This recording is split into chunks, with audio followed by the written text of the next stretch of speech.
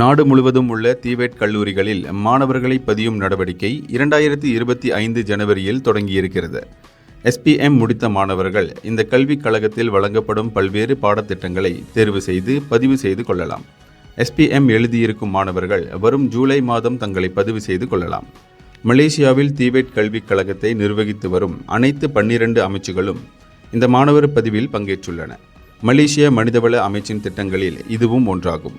அனைத்து சமூகத்தினரும் வாழ்க்கை நிலையை உயர்த்துவதற்கு இந்த டிவேட் கல்வி மிகப்பெரிய பங்காற்றுகிறது. அதன் நோக்கம் வெற்றி அடைவதை உறுதி செய்வதில் மனிதவள அமைச்சு தெளிவான ஒரு அணுகுமுறையை கொண்டிருக்கிறது.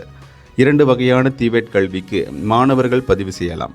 டிவேட் பர்டானா, இதன் கீழ் அரசாங்க டிவேட் கல்விக் கழகங்களில் நீண்டகால பாடத்திட்டங்களுக்கு விண்ணப்பம் செய்யலாம்.